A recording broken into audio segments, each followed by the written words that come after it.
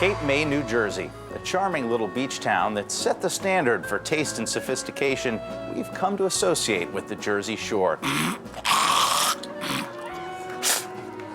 But in recent years, tourists have taken their fanny packs elsewhere.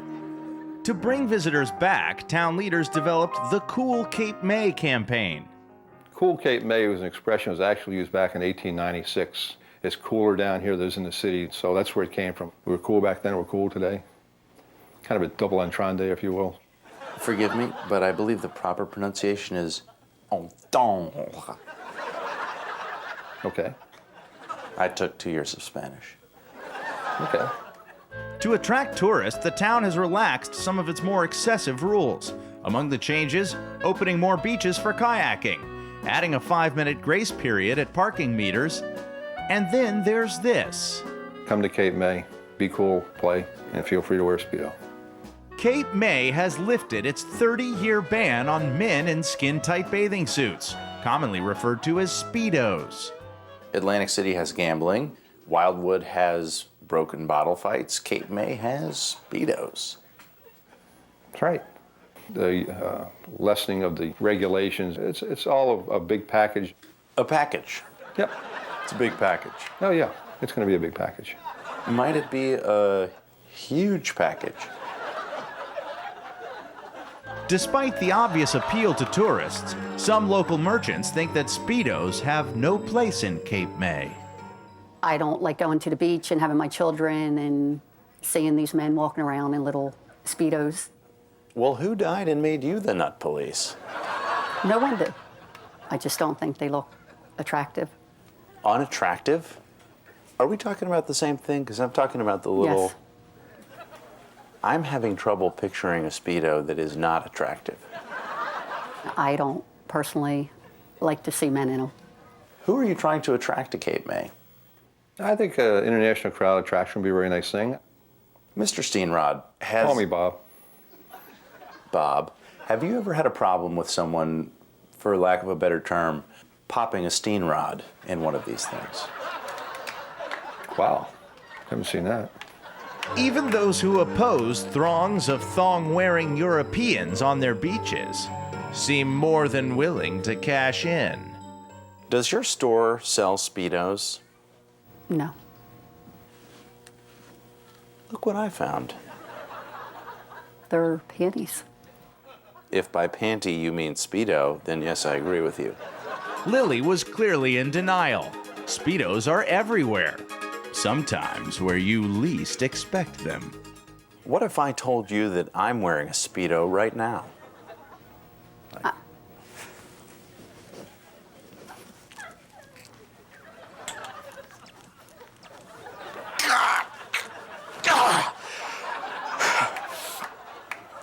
See? There's nothing to be afraid of. I wouldn't want my children to see a man in that type of bathing suit. That kind of attitude is a startling reminder of yesteryear, when Cape May's beaches were segregated. Since then, Cape May has come a long way. But has it come far enough? To find out if attitudes around Cape May have really changed, I equipped myself with a hidden camera underneath my ball sack. Let's put it to the test, shall we?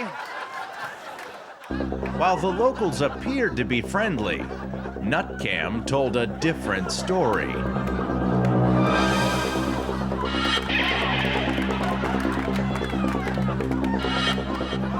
But after a little while, people seemed to open up to me.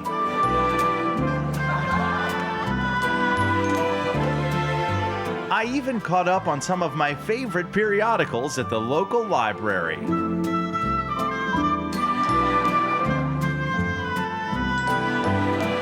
Although my fellow sunbathers oddly chose not to wear speedos, they supported me and my choice.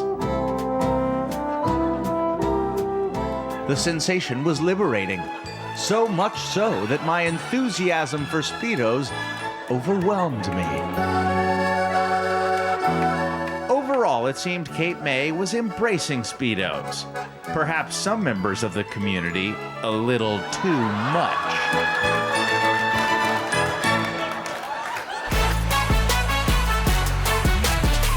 George Andrews, a student at the University of California, Davis, had a secret. Something known only to a few special friends who shared his orientation. I am a conservative. A conservative who was tired of hiding. People are afraid to come out and say that they're conservative on this campus because it's easy to beat up on people like that are rich and stuff like that. So what'd you do about it? So we decided to do a conservative coming out day so that we can be bold. You go, girl. Thank you. In a classy display of solidarity and mutual understanding, George and his friends scheduled Conservative Coming Out Day during UC Davis Gay Pride Week. But that didn't spare conservatives the wrath of campus bullies. Bullies like Aldrich Tan. They were trying to make light of what Pride Week is and what Pride Week stands for. But George says he's got nothing but the utmost respect for homosexuals. I don't accept like homosexual behavior, but then they are a part of the community. You can't kick them out. Why can't you be more tolerant of people who don't tolerate you? I do not have hatred towards... So are you trying to tell me that you don't hate Republicans? Well, there are different kinds of Republicans. Just say that you hate Republicans. Why should I say that I hate Republicans? That's just really not right. Just say it! Fine, I'll say it. I hate the Davis College Republicans. Ouch! It's venom like that George has to deal with every day. Let's do a role play. Sure thing. I'm just your average UC Davis student. And I come up to you in the lunchroom and I'm like, hey, George, you f***ing asshole, what's with the f***ing attitude that you're spreading all over this f***ing campus, you f***ing asshole? Oh my gosh. Like, what would that... Well, like, first of all, like, that person needs love. Keep in mind, we're role-playing. A role play, I apologize. So, I apologize. George, you're a f***ing... I'd explain to him why, you know, I'm a conservative. You're still gosh. being, like, third person. Gosh, So, okay, so let's try this again. Okay. You, shut the f*** up. I am sick of all your f***ing conservative crap. You know, the reason why, third person, crap. I'm so sorry. Maybe George can't role play because the pain is just too strong. Do you ever get sad just because of the way people treat you? It really ticks me off sometimes because it just makes me feel like I'm stupid or something. I think I know what would make you feel better. What would that be?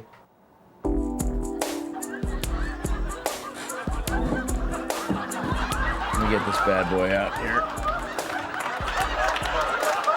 Lollipops. Thank you. Hopefully, one day, more people like George will come out of the closet. Enough that conservatives will be able to say without fear, we're here. We control the entire government, most major corporations, and many media outlets. Get used to it.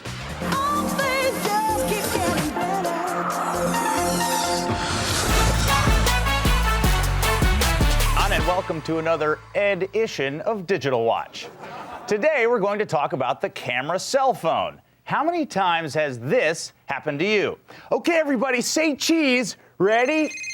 Oh, all right, wait, say cheese. Oh, God. Oh, my God, why? Well, if you're like me, that's never happened.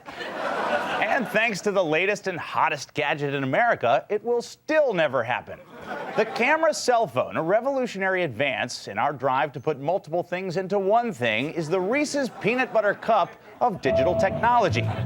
It combines the rapid battery depletion of a high-powered digital camera with the image production capability of a phone. Already, this device is used by an estimated 80 million people worldwide, and it's no wonder. With these portable, easily concealed dynamos, violating someone's privacy has never been easier or more fun. So turn off that sorority house shower webcam, Grandpa. In fact, the makers of these phones actually make invasion of privacy the principal selling point in their ads. Gina, check this out. I'm sitting next to your new boyfriend. Don't you just love your new boyfriend? Busted! Oh, Oh, yeah! I bet now you're all gonna think twice about eating. Now, for those of you who are new to this technology, it's worth sharing a few tips. First of all, know your technology. You don't want to confuse the phone function with the camera function, otherwise you may end up with a memory chip filled with these.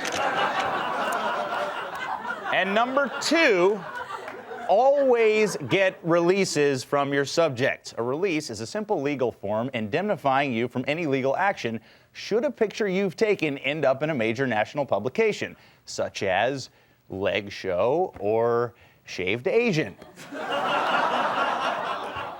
I cannot stress enough, verbal permission will not hold up in court, as I learned to my dismay in the case of Helms v. Wong. So there you have it. The camera cell phone, another example of technology's amazing power to improve your quality of life at the expense of everyone else's. For Digital Watch, I'm Ed Helms.